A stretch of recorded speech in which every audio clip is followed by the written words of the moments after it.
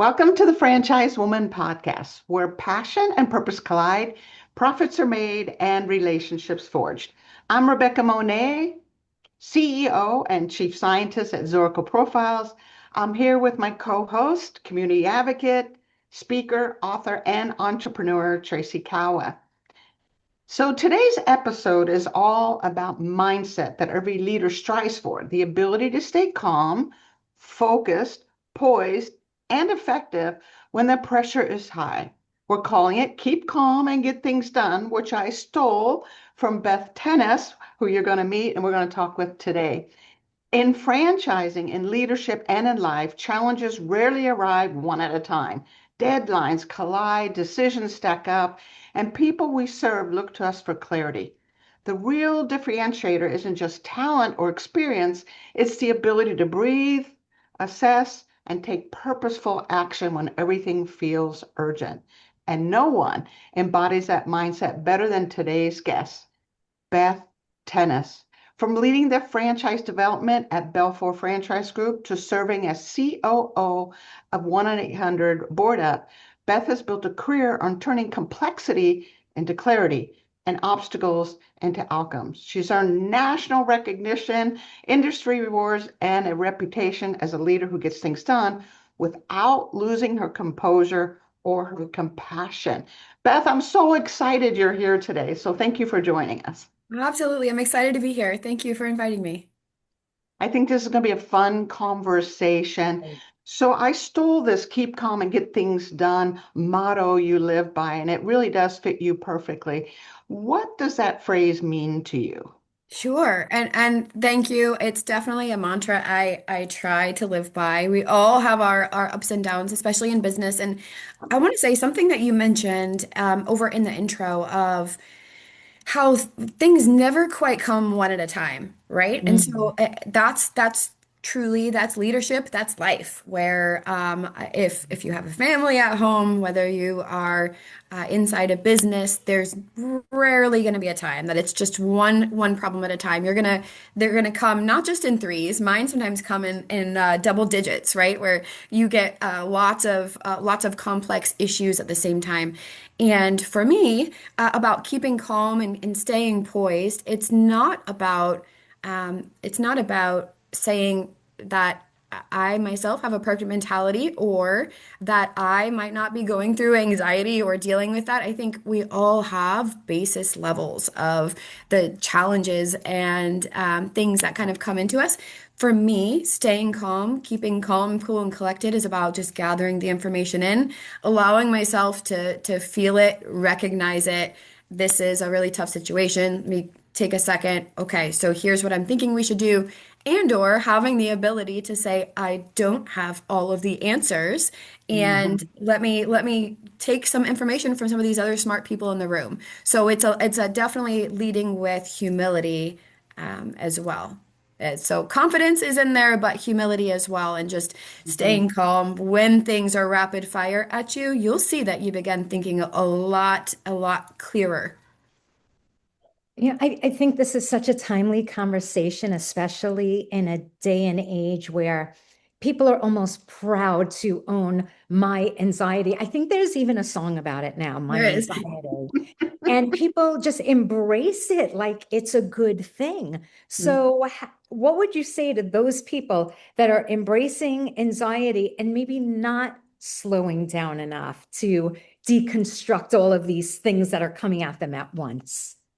For sure. So I'm one of those people that has anxiety, and that's why I think it's just a perfect thing that you brought that up and that we can talk about it. So I'm one of those people, and being able to recognize it inside my head, right? So at first I'm dealing with it, working through it. I talk to a therapist and work on other ways of ensuring that those overcrowding thoughts that could really divert your attention, that I'm Mhm. recognizing them inside the room, realize that all of these outside things could really affect my decision. So once you have that clarity and you can separate those feelings and know what's true and what's not, you really can make that next step into seeking the clarity to make the right decision. So it's Mhm. truly about recognizing. Love that people, I love it. Love that people are saying, I've got anxiety, I've got this. But you have to be able to not only work through your anxiety, but manage around it, because that's the way that you're going to be able to achieve things moving forward. Wow. I think the world is moving so fast and things are coming at us that 50 years ago we didn't have to deal with, pre-internet and all of those things. So I Yeah. think this anxiety piece has dramatically increased. But you said something very profound here, Beth, and that is their feelings. And we have to be able to separate those feelings from a logical way of being Mhm. able to look at what's going on. Yes, things are crazy. Yes, it's overwhelming. Yes, we have pressures to make decisions. And yes, things seems like they're really fast, but being able to separate those feelings from the facts and the information and, the data allows us to calm those nerves down just a little bit. Is that how you see it too, Beth? Absolutely, it absolutely is. So while we're talking, right? So there might be a dog barking in the background, or a child trying to get our attention through a door, or 15 text messages, or you're sitting there and your watch is alerting you of email, email, email, email. So how are you really going to kind of ground yourself into realizing this is a lot? You recognize that you're not pushing it aside, which really could strengthen that anxiety and make you not be as an effective leader, because you really need to be able to isolate, identify, become aware, and solve. And you can't do that when you have just a really scattered mind. Okay, so tell us how you learned some of these wonderful principles. So, some of the ways in which I've learned to be calm truly is the same way that a lot of your listeners are about to. It's by becoming aware Mhm. of how others are. So, mentorship's a big part of it. Mhm. I was kind of thrust into a leadership role at the age of 26. I was a president of a lens company at the time, was the youngest ever, and was the only female one in this specific industry. And Yeah. so I was traveling the world and speaking and looked at as though I'm an expert in this field, where in reality I just been in that industry like a year and a half. And so really Wow. overcoming the everyone walking into a room where everyone's thinking that I'm the expert, into I'm sitting in a room of 1,000 experts. I'd love to ask them some questions. And it's really reframing what you're perceiving as your anxiety, your worries about the situation. It truly is a strength because you can recognize it. So mine was just like your listeners are going to be. Now we're aware that there's a better way to live, and a way to excel while maintaining that calm mentality. It's a game changer. It's a game changer. So really learning through my career, it's not something that I would say I was born with. It's really learning that I want to be someone that excels in my career. I want to be an influential female executive, and I also want to make a difference in the world and have a family. So knowing all of these wonderful things that are in my basket of what I want to achieve, I'm going to have to take, one at a time and really put that logic, just like you said, that logic one step at a time to be able to achieve it. It's not letting it overwhelm me. You know, I guess my question is, if everything seems urgent and everything seems like we got to have an answer and we got to have it now, how does one decide how to prioritize things, or what really is the most important things without going into shutting down, what I call kind of the possum mode? How do we decide what truly needs to get done first? Sure. So learning how to prioritize and what to prioritize is definitely something that I'm very big into. And the one way that I do it, we have all sorts of AI tools and right. So there's all sorts of ways to help me organize my inbox or tell me what to do and suggest, hey, you didn't follow up five days ago. You need to do this. It's now at the top of my email inbox. Something that I do that's a little bit different, and you could say a little old school, but I hope to forever do so is I'll write down on a to-do list. Here's the top 15 things I've got going on. It doesn't have to be 15. It could be 5, 20. And by simply having the act of writing it down versus letting AI tell me on my screen, it really puts that humanizing kind of calm factor of, yep, this has to be number one, and I can prioritize them on my list. So that's really an old school way that I've had of kind of calming my mind with all of the different apps and technology telling me what to do. The other thing that is really a big thing is if there's no deadline out there, what I tell myself or ask myself is, what is it that I have to achieve tonight? And for me, it's never been where I'm worried on not delivering a good product to my employer. Like I'm someone where I want to be able to look myself in the mirror and know I did everything I could. I'm my own harshest critic and judge. Like I have to live up to my own expectations, right? That's perhaps part of that anxiety piece.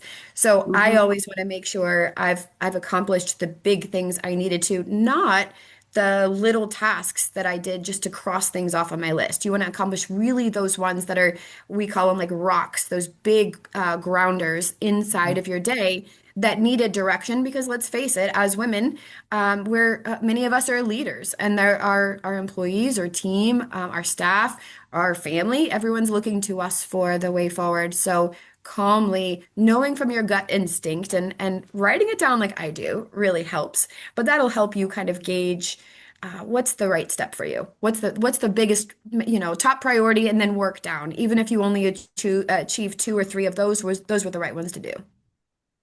So interesting. So, Rebecca, what is that behavioral science theory about the brain hands connection when you write something down?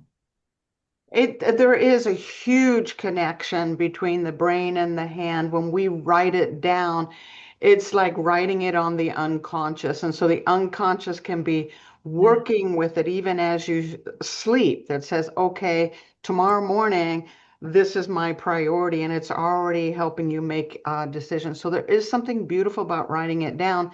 And I think with our technology, we are missing part of that because we do have AI, we have note takers, we have all kinds of things. We have task lists that are in our HubSpot or whatever. But there's something about the actual written word with our own handwriting that gets better results. So I'm so glad that you pointed that out, Beth, because I think we're getting away from it, and it'll be interesting to see if we become less productive and less effective because of that. Mm. Absolutely. It's been very big for me in my career all along the line to write down. But again, and these aren't walk the dog or return emails. They're the larger initiatives or projects, work on this employment agreement, or there's lots of the larger projects that are there. And it's really important because it wires your mind on what to do. It does. So, can you share a moment in your career where being poised, being calm, Mm. changed an outcome of something that was difficult or frustrating or involved a lot of people? Tell us how a moment when your poise won out and you got to a positive outcome. Sure. And I'll give an example from my time with 1-800 Board Up, where I'm the chief operating officer. I've served as brand president for years for this franchise as location as well, or this franchise organization as well. And at 1-800 Board Up, we were acquired by the wonderful Belfour Franchise Group, which is like a dream to be acquired by. But our network at that time of acquisition in 2022, we had 83 independent restoration companies that are our franchisees. And it was the company that purchased us, Belfour Franchise Group, also were owned by the same company as Belfour Property Restoration. So our 83 independent franchisees were now very worried and insecure about the future of their franchise. Would this potentially competing organization come in? I had my new boss telling me, "Oh no, we absolutely we love the network. This is why we bought 1-800 Board Up. We are looking to extend it." Everyone was looking to me, and I've earned that I guess the persona of being that authentic leader. You can count on me to say the true thing, not the politically correct thing. You'll hear me say it in the nicest way possible if it's bad news, but you can count on me to always be the one to tell it to you as it is. And so when I told my franchise network guys, we're going through an enormous transition here. Here's what I need you to know. I don't know what XYZ is. Here's what I know. We are fully committed to making you even more successful and this is the reason why they spent X dollars into purchasing it. So I was able, because my entire franchisee base, who had been trusting me for years as their brand leader, they saw me with a calm, steady hand of, I might not have all the answers, but Mm. here's where we're going to go together. And we lost very few franchisees at an acquisition point. I'm not sure if you guys are familiar on the statistics, but typically, like, you'll lose over 20% of your franchise space at an acquisition. Like, Right. it could be an enormous shakeup, and we had much, much less than that, considering the company that purchased us and what could have been seen as competition. Truly, that's changed the entire trajectory of 1-800 Board Up. Now working alongside, we've now brought we have over 80 franchised locations in addition to the others that are owned by Belfour Property Restoration. So we've actually ended up growing side by side, where instead of it just being a huge fear and telling everyone, like, this is very scary. Yes, they might be competitors in your market, but you've got to trust us here. We were able to really lengthen and strengthen the 1-800 Board Up brand internationally. And you Wow. attribute that to just showing up authentically and saying, hey guys, this is what I know. This is what I don't know, but I can guarantee we care.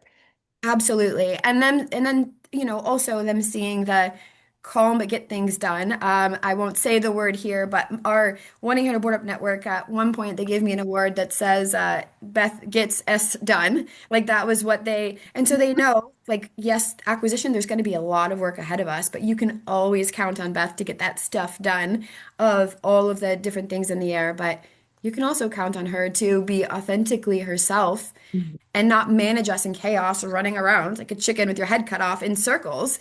But we're going to actually write things down. We're going to prioritize, put things on our to-do list, move forward in a way that's going to strengthen not our brand, but our actually our entire industry, by making that methodical choice of calm, move forward one step at a time, and we're going to get through it together. Wow. And that is a huge success marker. I've been in franchising 32 years, Beth, and when companies get acquired and there's a change that is dramatic like that, it is very common for franchisees that have been around for a while, they're uncomfortable with these changes and they're not good at making those that transition. So for you to keep the stats so low of folks that chose to leave is amazing, absolutely amazing. And it is because of your poise. It is because of your empathy. It is because of your authenticity and the list. Let's start here. Let's do what we need to do today. But that brings up another question for me because I see that authentic, empathetic part of you. So, how do you balance that where you have to be decisive about things to lead them through tough moments, but at the same time, you need to be empathetic. So, you're not giving in to things. How do you balance empathy and decisiveness in tough situations? They go together hand in hand, especially for me. I think being assertive and empathetic, those two things must go hand in hand. When I'm in a very difficult situation, and let's say maybe we want to say not making a call or letting an employee go. Those, right? That's gut-wrenching. You don't want to ever terminate an employee, in most cases, terminate an employee. And so recognizing this is some really difficult news. I have not sat well with this. I need you to know that this is also greatly upsetting to me. Walking through, recognizing their feelings, and then moving forward logically. You shouldn't let the two kind of gray in there. I address it. I recognize how I'm feeling. Take a moment to see how the other person reacts. I know this could be upsetting. My team, they even this morning, I gave them a project. One of my corporate teams at Belfour Franchise Group gave them a project and I started it on our group chat. You guys aren't going to love this. Who's ready for a project? And so we have some little, jokes back and forth. Oh, I bet Tony is, or it's going to be Jeff, and everyone is suddenly ready to pipe in and go. And so it's really recognizing it might not be the most fun environment of what you're about to do, but we're going to do it together and it's going to be great ahead. And so people trusting that because you're recognizing their feelings and your feelings going into it, that makes you a lot more authentic. Hmm. So I have this burning question, which is that when I was looking at your LinkedIn profile, Beth, I happen to notice that especially earlier on in your career, you were making all of these moves, like every year and a half, every 2 years. It's a very dynamic LinkedIn profile. And I was wondering, were those moves, intentional, or were you just being recognized in each position and then promoted? Was it an internal drive or was it coming from external? Yeah, I think a little bit of both. We'll think about my recent, my chief operating officer job here with 1-800 Board Up, where I've been with the company about 11 years. And inside of there, started in different capacities. I've been president, and now I think it was around January of 2025 where I said to my boss, I'd like to do a little bit more. Well, I'd like to add some more responsibility. And here's what I'm looking. I'd like on the Belfour franchise group side, I've got a lot of ideas. I excel at putting it into strategy, working with complex individuals too. So what do you think of me working with XXX team? And so I've Mm. been added on a position of the vice president of franchise development. I've truly loved it. It's so exciting, but it's me asking for it. I would like to be Mhm. considered for XYZ. And it's only once I have complete stability and systems and processes built up into a department, an organization, a brand, a company that I'm ready to kind of ask for it. Some of it has been my bosses throughout my career. I've had two bosses that asked me to be president of their organizations.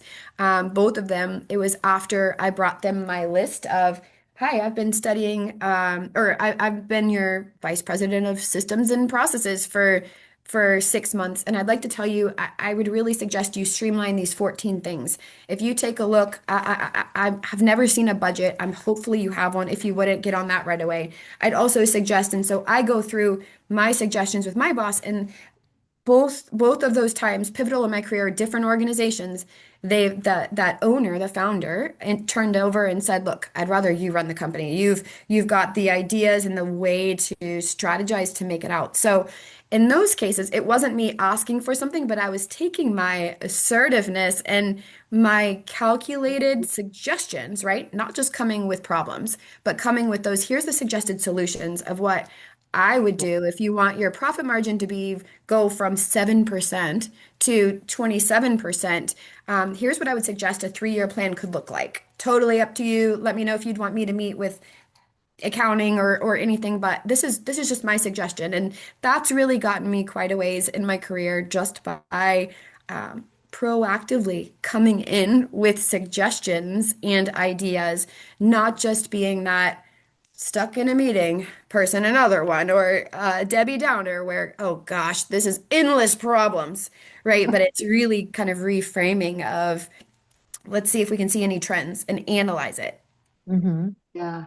Yeah. You mentioned something here um, about systems and processes and how you kind of are able to envision and you don't leave a situation until those things are in place so someone else can kind of step into it. So you have a background in Six Sigma, You and also you're a PMP, a professional project project manager. management. Yes. Sorry, I knew I had it right. Um, so how does that play in? Because you are able to take a situation not considered a problem, but how can we break this down and solve it using systems, processes, ideas that you have? So how has the PMP designation and the Six Sigma helped you in that way? Yeah, those have been really, really transformational inside my career of being able to analyze. So I've always been that type of person. Actually, both of my large promotions, like to president of the two different organizations, both of those happened without those certifications. And so I was already that type of person who was structured and putting suggestions down. And I'd foresee here's what my forecast would be if we're trending the same way, asking questions. However, since becoming having my black belt in Six Sigma and having my PMP, like those are really great tools specifically for larger organizations. So if you're in like a production facility or a lot of IT companies, healthcare, there's so much opportunity to excel with those certifications. But it's been really great for me to be able to apply, oh yeah, this is what I'm doing. It's nice to say, okay, this is a fishbone analysis and have a little bit more structure than just going with what my gut was saying or changing. But I've always been that type of person, not stepping in Wow.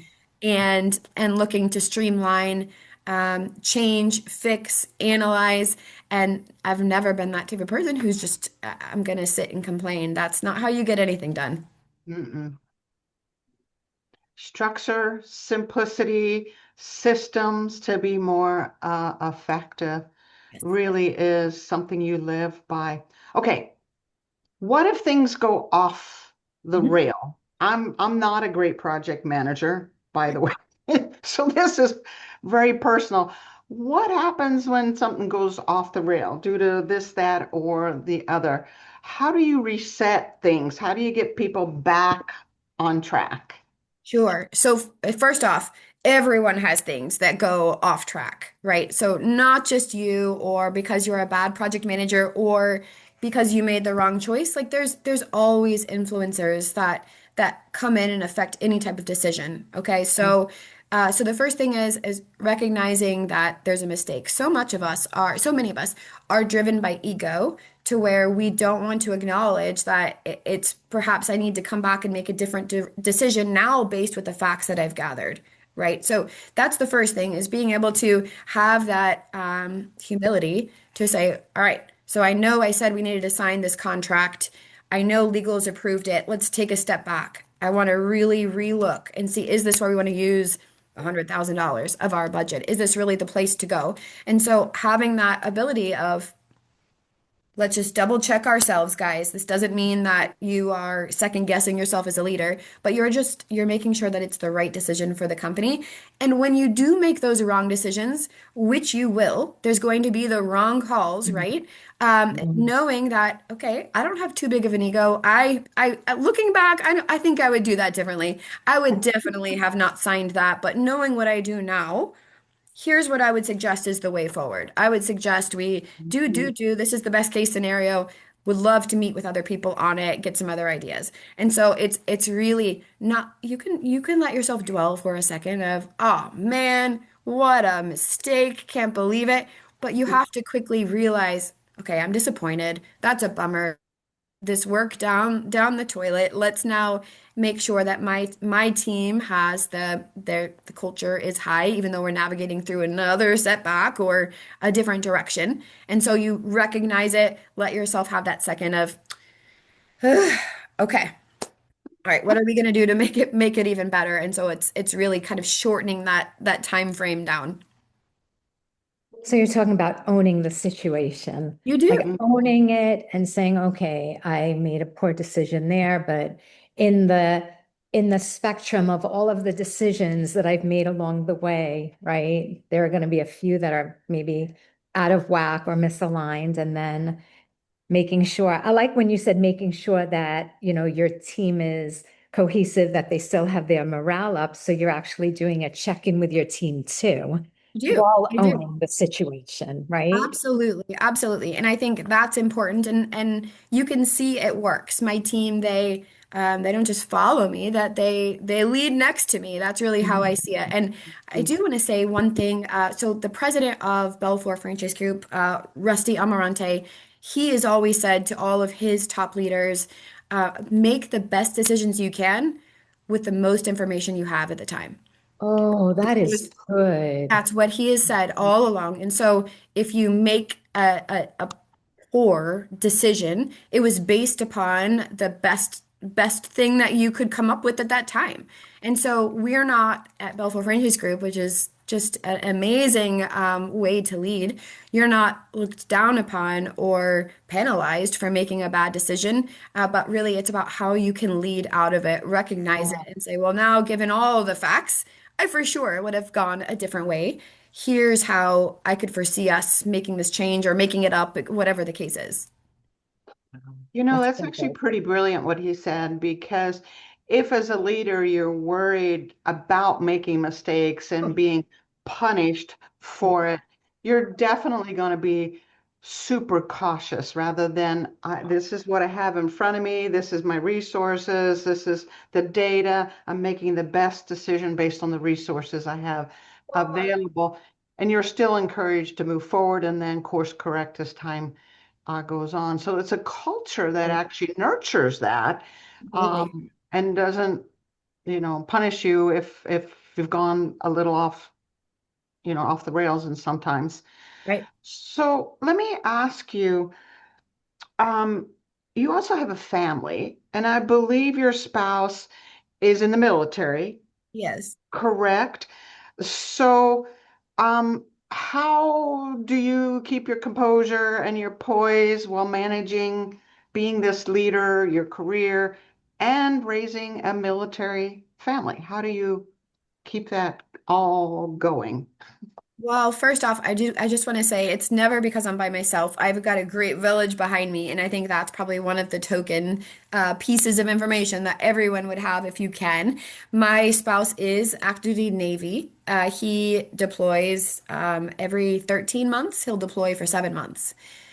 So Wow. we do that for several years, and then he'll have a shore duty and then go back to that cycle. So I've been a single parent for, so to say, physically, for quite a bit of parenting. And when I kind of add that into the mix, having two kids, age 7 and 4, so very busy.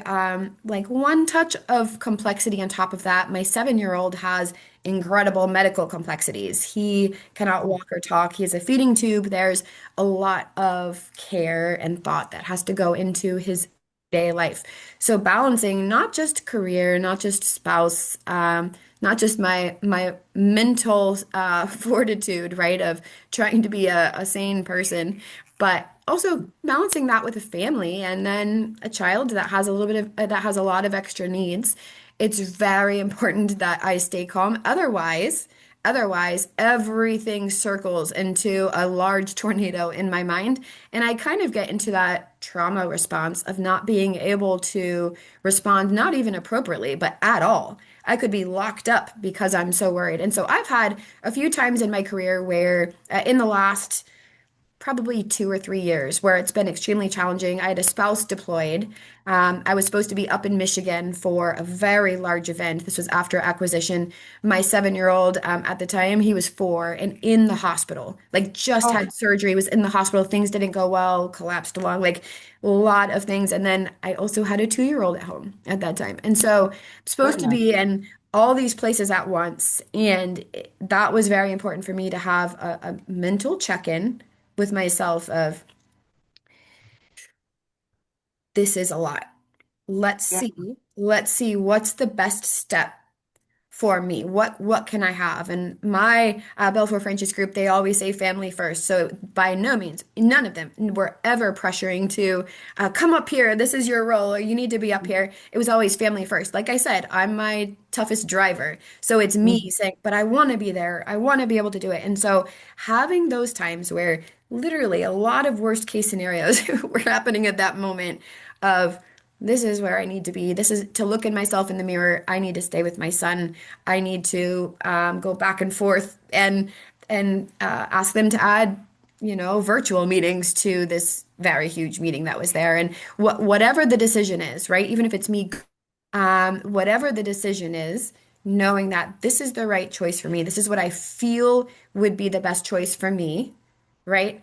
And my family has coverage and work has coverage. I can kind of fill in with this great village that I've created around myself. I can fill in any of those capacities. So it's really okay. It is. It's a really tough situation. Acknowledge it, deal with my own feelings on that so it's not clouding my judgment on what to choose.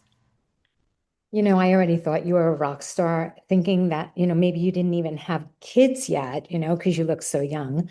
And then, like, thinking you were already a rock star. And now this on top of it, it really, I would think that it puts so many things in perspective, especially when health is on the line. But you're not Absolutely. just a rock star, you're like beyond a superstar. Thank you. Yeah.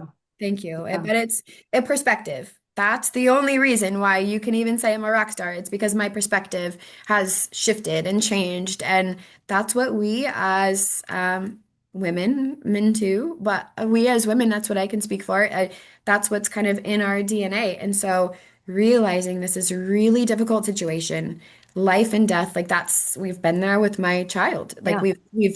we've literally been there. And my spouse was deployed, and the doctors told me we're probably at the end of life. And so I've been at those spots of okay, really difficult. What's the right move forward? It's more important than ever when you have whether personal or franchising business side, right? When you have so many tough bricks on your shoulder of not knowing what to do that mental check-in, take that deep breath, and realizing perspective, life is what matters the most, right? I have wonderful coworkers. I can fly one of my guys up there to be up to Michigan, and I've done this. I've paid a friend to come in her off time and sleep next to my child in the hospital because I didn't want him to sleep alone, even with nurses checking in on him. So I've kind of taken both of them. What do I feel is right, and blended it, and it's very important to have that perspective. Wow. And you must have really strong faith as well. I do. That's Yeah. definitely a big part of my journey has been knowing where I'm grounded and what I believe. That's been a big part. Yeah. Yeah. Yeah. You can tell. Definitely faith.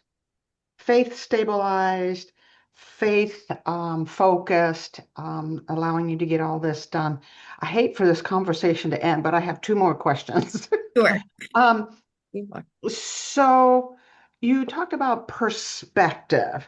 Yes. Does stepping back and having perspective allow you to recharge also, or does it just keep you calm, clear, and effective?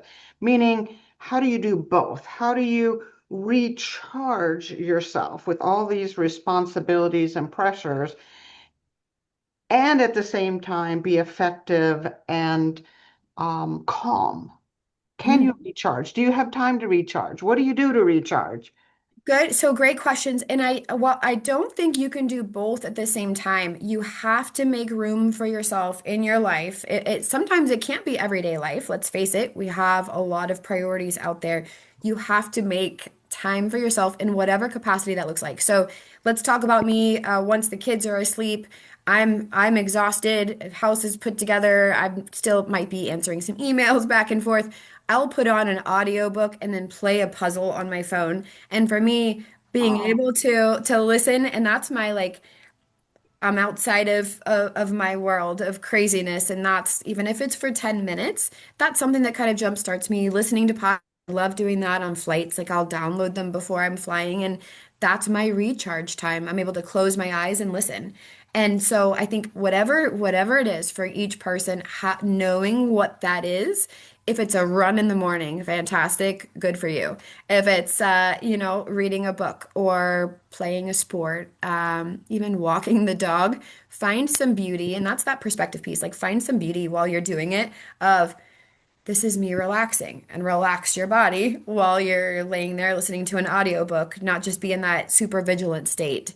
But it is definitely when you take a step back and you're able to analyze the situation, you can definitely see yourself calming and thinking much clearer. But for me, the recharge is something that I must do. And again, it doesn't even for me Yeah. sometimes happen every day, but it's very important to be able to have that perspective, and have the joy in my life because I'm that recharged person. Yeah. And you're so right. We all do that differently. Mm, For me, beauty calms me and recharges me. mm, And that could be a walk on the beach, right? Or down pine trees on the golf course by my house. Or there's something about the aesthetic that just calms me and recharges me. Tracy's, really big into exercising and yoga and things of that nature, and that's how she recharges. So thank you for sharing how you do it. Now, my last question Sure. is around the future. mm. Um, what is up with Belfour in the future, or for you, that will be a big challenge that's going to call on the keep calm, get things done mindset? What's the future of Belfour? What's your future? Well, thank you for asking. And I'll tell you, the most exciting thing about me is not my life that you've just heard about. It's about Belfour Franchise Group and the opportunities that exist that are out there for women, specifically men too, right? But for women, speaking as one of the endless opportunities to actually become your own boss. And what I love the most about, and actually, this would probably, I would say the same for veterans, right? So even if my husband were to enter into a business, or I don't think he would be the best person to go and from being in the military for 20 years or being a head of a household for 10 years while you got your kids up and out, right? Well, I think there's lots of different strengths. These particular people, a lot of women and a lot of veterans, we excel in order and making things done. And I'll tell you, research has proven it that women are actually not just seen a little bit more than equal in some of the studies as competent leaders. Yes. So what I always tell the future of in Belfour Franchise Group, the future for females is entrepreneurship. Mhm. Explore the franchising industry. There's amazing brands out there, literally hundreds, thousands of great brands. The one that I see popping is the home services industry. So you're not going to have an AI out there fixing, or a robot fixing your toilet at 2 a.m. or comforting you after a house fire or after, a leak in your ceiling coming down overnight. And so those are some pieces that women and veterans in particular, these two niches that I brought up, are really able to excel at. And it's even of a stronger position globally because a franchise offers you the playbook, right? So it says, you're going to be an exceptional leader. We'll give you all the tools to do so. Now follow these 32 steps and we will help you achieve it versus kind of being left out to your own of I need to buy a building.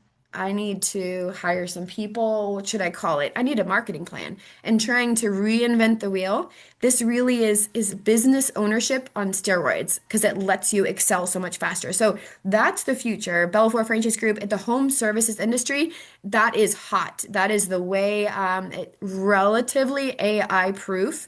Home services is definitely the place to be. And I will tell you for any of our listeners here who might be interested in looking at what opportunities are in their communities to still serve in your community, to potentially have a family and serve your community, what does that look like? And I'll tell you what, you might just be an excellent leader in your community, and a franchise concept like one of the ones at Belfour Franchise Group, we have 15 brands, might be the way to help you make that happen.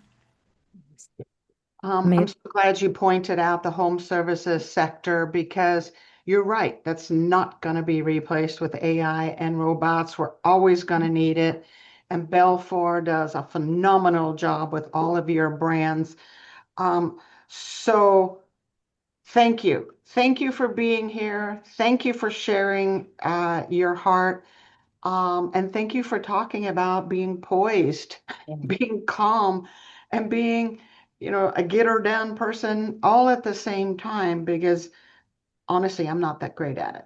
So I'm going to listen to this again and again and again, and I hope it soaks into this thick brain because this was really eye-opening for me. So thank you, Beth. Absolutely. Thank you guys for having me on. I appreciate it. Tracy, I always send it to you, so you're always so good at wrapping things up. What are your final thoughts? Thank you, Rebecca. I just have to say that Beth, you're so beautiful and vibrant in your personality, and that's both in your calmness and in your enthusiasm, right? And I think that's also part of what makes you such an amazing leader, Mhm. along with all of your own personal mantras and your own motivation and your own experiences. It's your personality. It's really amazing and it's infectious. And I just have really loved having you on the show. Oh, thank you so much. Yeah, that's so sweet. So again, thank you. And thank you to those listening in today. Make sure to comment, like, share, and of course, subscribe to the Franchise Woman podcast. We'll see you next week on another episode. Bye.